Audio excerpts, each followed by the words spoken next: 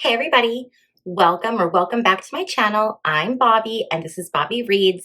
And today, you guys, we have a really dark one that we're going to go over. So the book that we're going to talk about today is called The Dark Enlightenment. And this is by someone by the name of Nick Land, okay?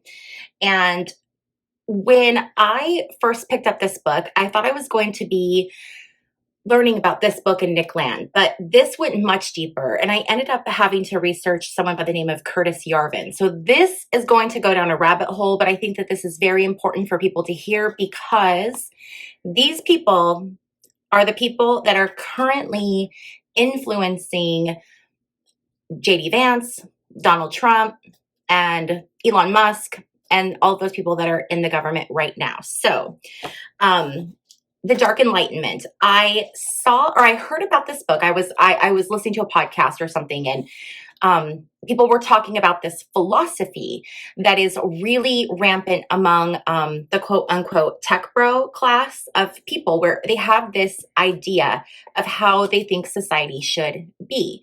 And you guys know me, I'm not one to like hear something and just take it at face value. I want to read it, I want to research it, and I want to make up my own mind. So I ended up ordering this book, and I started reading it.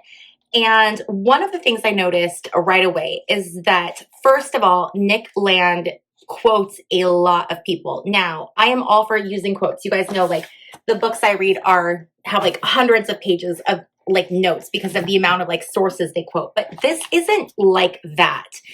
This is like, he's just, in my opinion, okay, he's just sharing other people's ideas. There wasn't really a lot in this book that I think was maybe unique to Nick Land. There may have been a few things in there, but the majority of this was he's talking about other people's concepts and ideas. And one of the people that he talks about a lot, and he quotes often throughout this entire book, is someone named Mencius Moldbug. And after a little bit of research, I found out that Mencius Moldbug is a pseudonym or pen name or whatever of someone named Curtis Yarvin. Curtis Yarvin was born in 1977 in Brooklyn, New York, and he was born to an upper class family. His father was like, came from a Jewish communist family. His mom was like a WASP, and both of his parents worked for the government. His dad worked for the State Department. His mom worked for another department. So this was someone who has grown up being like, their parents were employed by the government, okay? Curtis Yarvin, very, very smart, ended up skipping 3 grades in total, ended up being a sophomore by the age of 12, went to Brown University, and then went to UC Berkeley for his master's degree. So obviously, very intelligent. I also saw some reporting that mentioned that he had been bullied as a kid. So I want you guys to think about this, all right? You've got this person who's really young, really smart, has been picked on, a bit of a nerd. He's been bullied, and and then we go on to see like what happens, right? What happens with these kinds of people? So Curtis Yarvin talks a lot essentially about a caste system, and he refers to himself as being part of the Brahmin caste system, and which he's not. But he has this idea that caste systems are just there, and instead of trying to push against it, we should just accept it, and because it's part of life, and we should just accept that and move on. And that is sort of the point, or the pin of like this entire philosophy. So essentially what Curtis Yarvin talks about, and then what Nick Land continues to talk about in his book Dark Enlightenment, is this idea that essentially the world would be better off, or not the world, excuse me, the United States would be better off if it was run like a business by a CEO. And Curtis Yarvin will often use this comparison of FDR.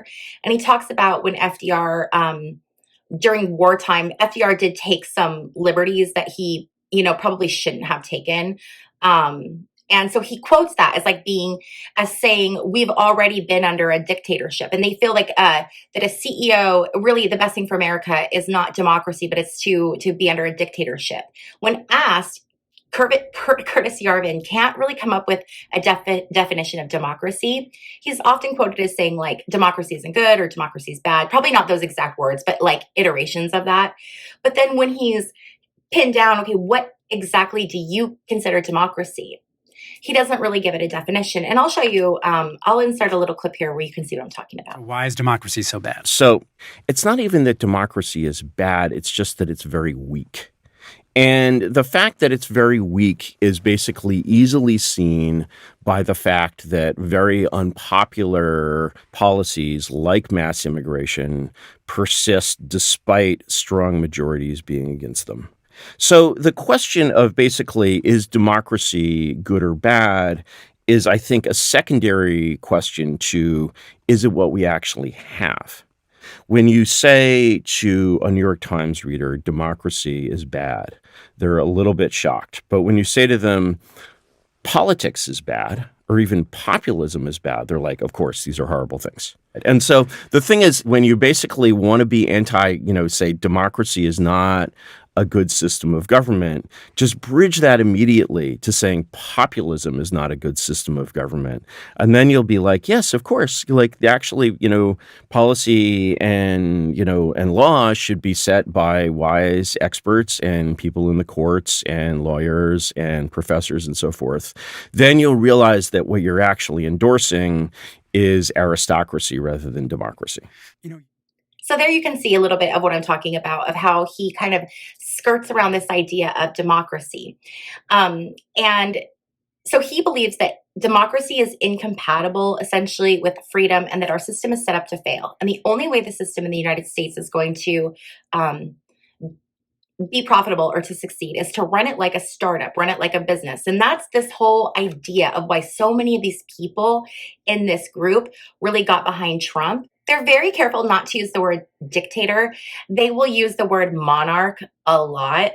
But essentially, so that's the idea, okay, in a nutshell, is that these people believe that anything that is like woke, they're anti-woke or anti-wokeism. They think that anything that is DEI or anything like that is not fair, essentially. And this book, one of the things that I was just shocked by is how much these, in this situation, Nick Land, but how much this white man complains and whines, in my opinion, about how it's unfair that things are being given to people because they're Black. And what they're missing is that DEI is not about giving things to people of color because they're a person of color. It's about expanding the pool of which you pull your talent from, where you might find talent where you wouldn't have found it before. So instead of just looking at the top colleges in the United States, they might look in other areas where there might be people of color, women, things like that. So it's very interesting reading this idea that they really get stuck in and that they really hold fast to, this idea that things aren't fair and things are being taken away from them. And it's very much this idea that, in their opinion, it's unnatural, or I don't know if it's unnatural, but it's for them, it's uncomfortable for being around people of color. So they feel we should just not do it. We should just kind of separate out. We shouldn't have to force ourselves into something that we feel is unnatural, which I'm sure you guys all know. I completely do not agree with any of that. So who is listening to this? Who's following this? Well, what's really concerning is that the biggest people that are following these thoughts, that follow the concepts of Curtis Yarvin and Nick Land, are the tech bros, essentially. So the people that really subscribe to this and believe in this wholeheartedly and are trying to instill these concepts into government today are Peter Thiel, Mark Andreessen, Elon Musk, JD Vance. And that's where the big concern comes in, because now we have JD Vance as the vice president. We have Elon Musk just running roughshod in our government. And we have Peter Thiel, who is an incredibly influential person, especially on this administration. And Peter Thiel is quoted in this book as, there's this quote, and it's very disturbing, okay? But they talk about, since winning elections is overwhelmingly a matter of vote buying, because they talk about how now it's not even about people being elected on the issues or their campaigns. It's all about finances, money, which I think we know that. Since winning elections is overwhelmingly a matter of vote buying, and society's informal organs, education and media, are no more resistant to bribery than the electorate, a thrifty politician is simply an incompetent politician, and the democratic variant of Darwinism quickly eliminates such misfits from the gene pool.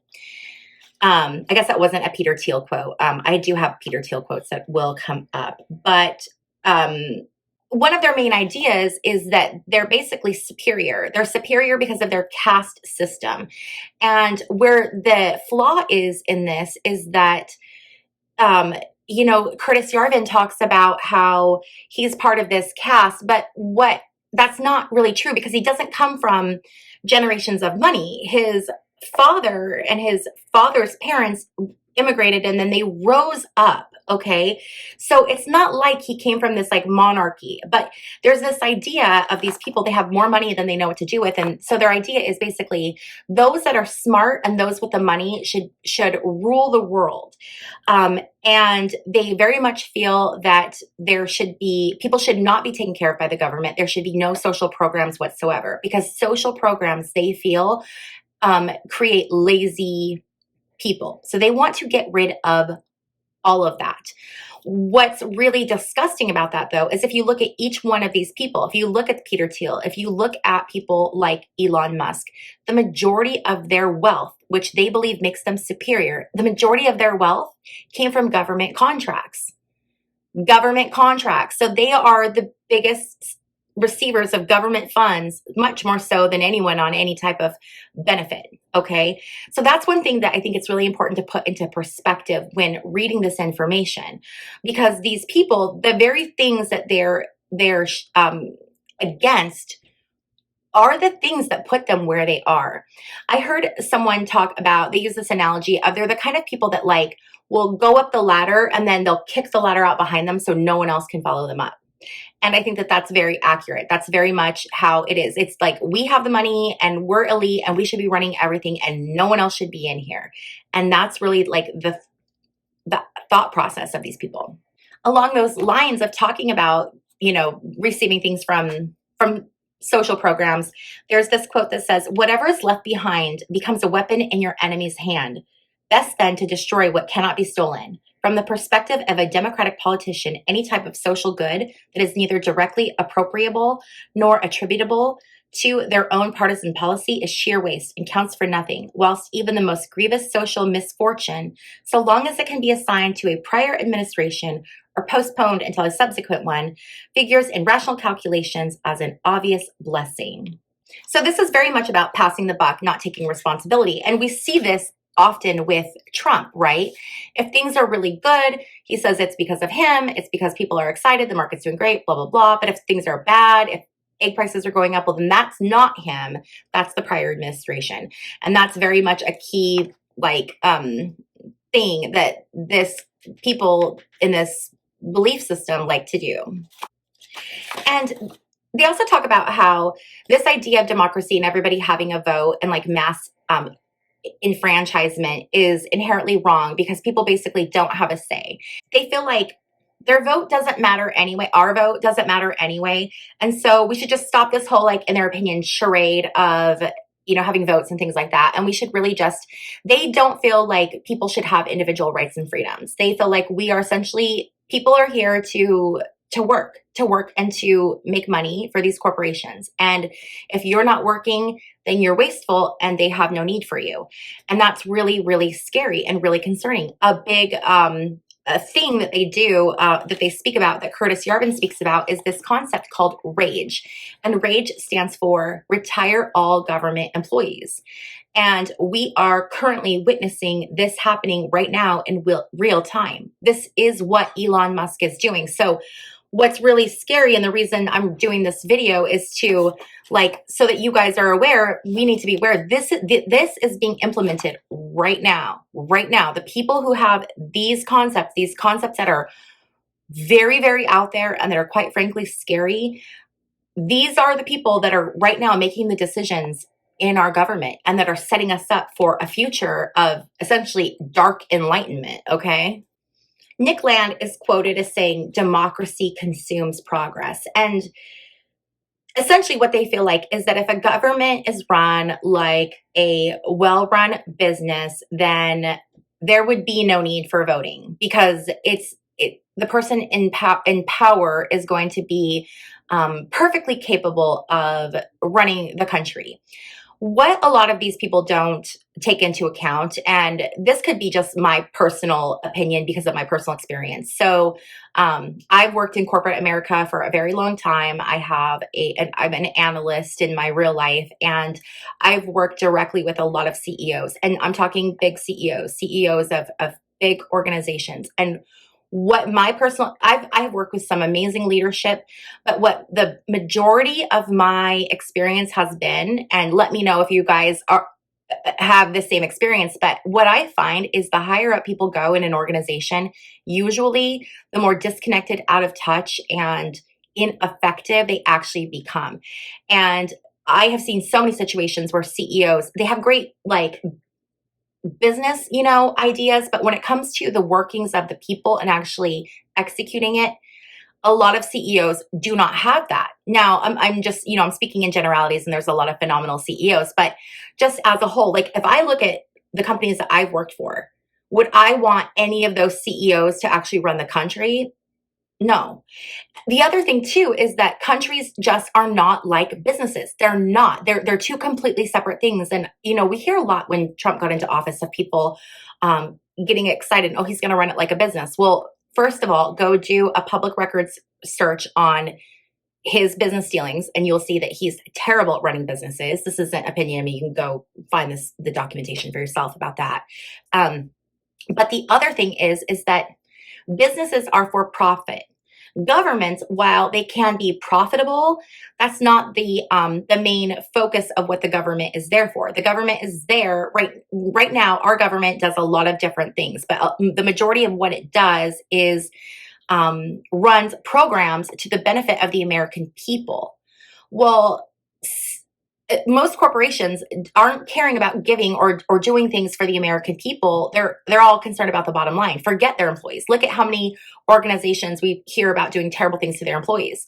So just this idea is, in my opinion, is fundamentally flawed. It's just not going to work anyway. So they talk about white nationalism, and they talk about different grievances. And there was something in here that really stuck out to me. And it was, if Blacks can have it, and Hispanics can have it, and Jews can have it, why can't we have it? That's the final building block of white nationalist grievance. And what they're really doing is essentially using race to turn, well, I don't know if it's to turn, but it's essentially pitting white American males against everybody else. Curtis Yarvin believes that nothing good came from women being able to have the right to vote, and that women really should be, home in the kitchen to service men. Take a look at this clip. You do so often draw on the history of the pre-democratic era, which is a historical period sort of exactly coterminous with, for example, women being treated as second-class citizens. And the status of women in that time period, which you valorize, is not something I've really seen come up in your writings. Do you feel like your arguments take enough into account the way that sort of monarchies and dictatorships historically tend not to be great for big swaths of demographics? So let's look at enfranchisement in specific. So when I look at the status of women in, say, a Jane Austen novel, which is well before enfranchisement, it actually seems kind of okay. The woman in Jane Austen's book seems to be fine. Who are desperate to land a husband because they have no access to income without that. Well, have you ever seen anything like that in the 21st century? I mean, the whole class in Jane Austen's world is the class of like UBI earning aristocrats, right?